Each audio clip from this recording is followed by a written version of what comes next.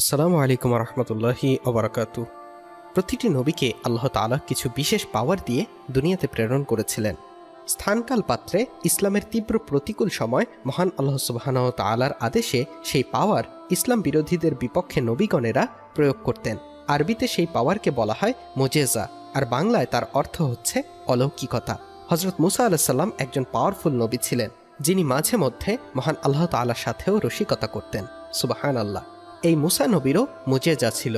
হযরত মুসা আলাইহিস সালামের যতগুলো মুজেজা ছিল তার মধ্যে অন্যতম হচ্ছে ফেরাউনের জাদুকরকে পরাজিত করা। সেই ফেরাউনের জাদুকরকে হযরত মুসা আলাইহিস সালাম কিভাবে পরাজিত করেছিল আজকের ভিডিওটিতে আলোচনা করব সেই বিষয় নিয়েই ইনশাআল্লাহ। সেই অলৌকিক ঘটনা জানতে ভিডিওটি সম্পূর্ণ দেখার অনুরোধ রইল।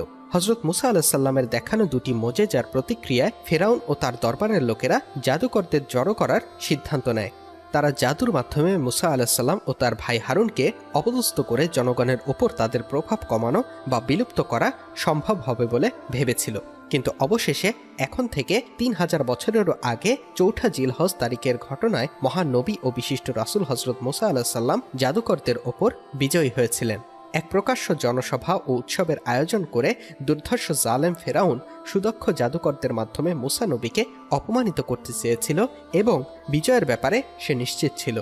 মুসা আলাইহিস সালাম প্রথমে জাদুকরদের ও ফেরাউনকে আবারও একত্ববাদ মেনে নেয়ার এবং মূর্তি পূজা পরিহার করার আহ্বান জানান। এক ও অদ্বিতীয় আল্লাহর সঙ্গে অন্য কাউকে শরিক করা হলে তার যে মারাত্মক পরিণতি হবে সে সম্পর্কেও তিনি তাদের সতর্ক করে দেন। তাদের জাদু বা ভেলকিবাজিকে তিনি আল্লাহর বিরুদ্ধে মিথ্যাচারের প্রচেষ্টা বলেও অভিহিত করেন। ফেরাউন ১২,০০০ দক্ষ জাদুকর জড়ো করেছিল। তাদের মধ্যে প্রসিদ্ধ ৫ জাদুকরের নাম ছিল শামউন, সাদুর, গাদুর, খতাত ও মুসাফা। শামুন অন্য ৪ জনের গুরু ছিল। তারা মিশরে পৌঁছে শুনে যে হযরত মুসা আলাইহিস সালাম ঘুমানোর সময় তার লাঠিটি অজগর হয়ে তাকে পাহারা দেয়, ফলে তারা সাহস হারিয়ে ফেলে, কারণ জাদুকররা ঘুমিয়ে পড়ার পর তাদের জাদুর কার্যকারিতা থাকে না। এই জাদুর প্রতিযোগিতা হয়েছিল মিশরের আলেকজান্দ্রিয়া শহরে। সেখানে স্থানীয় অধিবাসীরা, ফেরাউনের সভাসদ ও সেনা সামন্তরা উপস্থিত ছিল। ফেরাউন নিজে একটি মঞ্চে বসে এ দৃশ্য দেখছিল। জাদুকররা হযরত মুসা আলাইহিস সালামকে অলৌকিক বিষয় প্রদর্শনের প্রতিযোগিতা তার পক্ষ থেকে শুরু করার আহ্বান জানালে তিনি সবিনয়ে তাদেরকেই জাদুর কসরত আগে দেখাতে বললেন। তারা মাটিতে দণ্ড ও দড়ি রেখে সম্মোহনী জাদুবিদ্যার প্রয়োগ শুরু করে। ফলে উপস্থিত জনতার মনে হলো যে প্রাণহীন দণ্ড ও রশিগুলো হঠাৎ করে সাপের মতো নড়ে চড়ে এগিয়ে আসছে। তাপ ও আলোর প্রভাবেই এমনটি হতো। ফেরাউন ও তার সাঙ্গপাঙ্গদের মুখে এ সময় ছিল বিজয়ের হাসি। এ অবস্থায় আল্লাহর নির্দেশে হযরত মুসা আলাইহিস সালাম তার লাঠি নিক্ষেপ করলে সেটা এক বিশাল অজগরে পরিণত হয় এবং তা জাদুকরদের জাদুবিদ্যার সব কলকাঠি গিলে ফেলে। ফলে পরিস্থিতি ও পরিবেশ পাল্টে যায়। অনেকেই ভয়ে বেহুশ হয়ে পড়ে। ফেরাউন ও তার সাঙ্গপাঙ্গরা এমন অপ্রত্যাশিত দৃশ্য দেখে আতঙ্কিত হয়ে পড়ে এবং ক্ষমতা হারানোর প্রমাদ গুনতে থাকে। আরও গুরুত্বপূর্ণ ঘটনা হলো, এই প্রকাশ্য অলৌকিক কাণ্ড দেখে জাদুকররা বুঝতে পারে যে এটা কোনো চোখে ধুলো দেওয়ার ঘটনা বা চালাকি নয়, বরং ঐশী বাস্তবতা। তাই তারা সিজদায় অবনত হয় এবং প্রকাশ্য ঘোষণা দিয়ে স্বীকার করে যে মুসা আলাইহিস সালাম সত্যি আল্লাহর নবী ও তার প্রতি ঈমান আনে। অপদস্থ ফেরাউন তাদের হাত পা কেটে ফেলার ও গাছের সঙ্গে লোহার বড় বড় পেরেক দিয়ে বিদ্ধ করে হত্যার হুমকি দেওয়া সত্ত্বেও জাদুকররা ঈমানের ওপর অবিচল থাকে। আল্লাহর কি মহিমা! সেদিন সকালেও জাদুকররা ছিল কাফির বা অবিশ্বাসী। জোহরের আগেই তারা জাদু দেখায়, জোহরের সময় তারা ঈমান আনে, আর আসরের সময় ক্রুব্ধ ফেরাউনের নির্দেশে তাদের হাত পা কাটা হয়। মাগরিবের সময় তাদের ক্রুশবিদ্ধ করা হলে তারা বেহেশতবাসী হয়। জাদুকররা ঈমান আনায় মিশরের বহু মানুষ ঈমান এনেছিল। তাদের সবাইকেই উজির হামানের পরামর্শে বন্দী করেছিল ফেরাউন। এরপর ঘটেছিল ফেরাউনের দলবলের ওপর নানা আযাব বা খোদাই শাস্তি আসার পালা। বনী ইসরায়েলের বন্দীদের মুক্ত করে হযরত মুসা আলাইহিস সালাম তাদের নিজের সঙ্গে নিয়ে যান। এ সময় ফেরাউন তাদের ধাওয়া করতে গিয়ে দলবল সহ সাগরে ডুবে মারা যায়। ফেরাউন ৪০০ বছর বেঁচে ছিল। সে কখনো রোগাক্রান্ত হয়নি। তার খাবার ছিল বড় জাতের কিশমিশ। ফেরাউন প্রতিরক্ষা প্রাচীর বেষ্টিত দুর্গ শহরে থাকত। সে একটি বাঘ তার কাছে রাখত।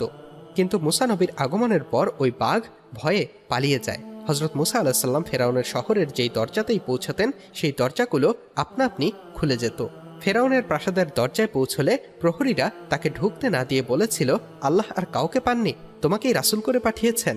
এ কথা শুনে রুষ্ট হয়ে তিনি তার লাঠি দিয়ে ওই দরজায় আঘাত করলে তা খুলে যায় এবং ফেরাউনের দরজা পর্যন্ত সব দরজা এভাবেই খুলতে খুলতে তিনি ফেরাউনের কাছে পৌঁছে তাকে নিজের রিসালাতের কথা জানান। ফেরাউন প্রমাণ দেখতে চাইলে তার লাঠি বিশাল এক অজগর হয়ে যায় ও তা ফেরাউনের দিকে মুখ খুলে এগিয়ে যেতে থাকে। এছাড়াও ফেরাউন তার সদর দরজায় আগুন জ্বলতে দেখে। এ দৃশ্য দেখে সে ও তার পরিষদরা ভয়ে ছুটছিল, ফলে বহু মানুষ পায়ের নিচে পিষ্ট হয়ে মারা যায়। ফেরাউন এই অবস্থায় আল্লাহর দোহাই দিয়ে ওই লাঠি তুলে নিতে বলে। মুসা আলাহিসাল্লাম তা তুলে নেওয়া মাত্রই আবার তা লাঠি হয়ে যায়। হজরত মুসা আলাহিসাল্লাম সবচেয়ে বড় 5 জন রাসূলের মধ্যে অন্যতম। অন্য 4 জন রাসূল হলেন হজরত নূহ আলাইহিসসালাম, ইব্রাহিম আলাইহিসসালাম, ঈসা আলাইহিসসালাম ও সর্বকালের সর্বশ্রেষ্ঠ এবং সর্বশেষ রাসূল হজরত মুহাম্মদ সাল্লাল্লাহু আলাইহি ওয়াসাল্লাম।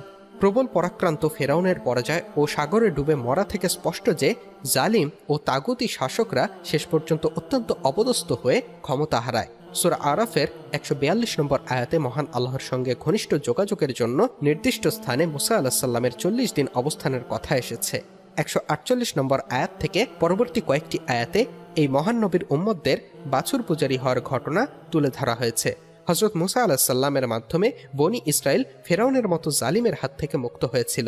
ফেরাউনের লোকেরা বনি ইসরায়েলের পুরুষদের ও সন্তানদের হত্যা করত যখন তখন ও তাদের নারীদের দাসী বা স্ত্রী বানিয়ে নিত এবং তাদের দিয়ে নিম্নমানের ও কঠোর পরিশ্রমের কাজ করাতো।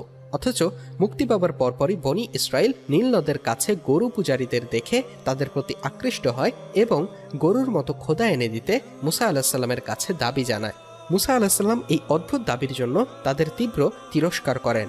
এরপর মুসা আলাহিসাল্লাম মহান আল্লাহর সঙ্গে ঘনিষ্ঠ যোগাযোগের জন্য 40 দিন নিজ জাতি থেকে দূরে থাকেন।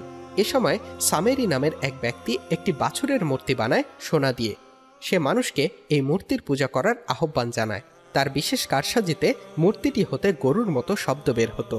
সামেরি জনগণকে ধোঁকা দেওয়ার জন্য বলে, এটা হচ্ছে তোমাদের ও মুসার খোদা। ফলে বনি ইসরায়েল তথা ইহুদিরা বাছুরটিকে খোদা ভেবে তার পূজা শুরু করে। এ প্রসঙ্গে মানুষের বিবেক জাগিয়ে তুলতে কোরআনে ইরশাদ হয়েছে, তারা কি দেখেনি যে স্বর্ণ নির্মিত এই জন্তুটি তাদের সঙ্গে কথা বলে না এবং মানুষকে নির্দেশ দিতে ও সুপথও দেখাতে পারে না? এভাবেই নবীগণেরা ইসলামের সম্মান সমুন্নত করার জন্য তাদের অলৌকিকতা দেখাতো। এর ফলে বহু অমুসলিম ইসলামের সুশীতল ছায়াতলে এসেছে। সুবহানাল্লাহ। যুগে যুগে যত নবী রাসূল মহান আল্লাহ তাআলা দুনিয়াতে প্রেরণ করেছেন, সমসাময়িক প্রতিটি নবীকে কাফিররা অপমান অপদস্থ করার চেষ্টা করেছেন, কিন্তু মহান আল্লাহ তাআলার অশেষ রহমতে নবীগণ সেই ষড়যন্ত্র থেকে মুক্তি পেয়েছেন। আজও যারা নবীর অনুসারী, নবীদের দেখানো পথে চলতে চায়, তাদেরও ইসলাম বিরোধীরা নানা ষড়যন্ত্রের শিকার করতে চায়। তবে তাদের সাথেও মহান মালিকের রহমত আছে। যা বলছিলাম, হজরত মুসার এক লাঠির অলৌকিক ক্ষমতার কাছে ফেরাউনের ভাড়া করা সব জাদুকর বশ্যতা স্বীকার করে মুসলমান হয়ে গেছে। দিন শেষে হজরত মুসা আলাইহিসসালামই হয়েছেন একজন বীর, একজন নন্দিত মানুষ, আর ফেরাউন হয়েছে পরাজিত মানুষ, আর তামাম পৃথিবীর মানুষের কাছে হয়েছে একজন নিন্দিত ব্যক্তি, যার নাম শুনলেই মানুষ দোয়া করার পরিবর্তে অভিশাপ দেয়। এই ঘটনা থেকে একটি শিক্ষাই পাওয়া যায় যে সত্যের বিজয় সবসময় হয়, সত্য সর্বদা সুন্দর আর মিথ্যা সবসময় অসুন্দর। আল্লাহ তাআলা আমাদের সকলকে ঈমানের ওপর অটল রাখুক। আমিন।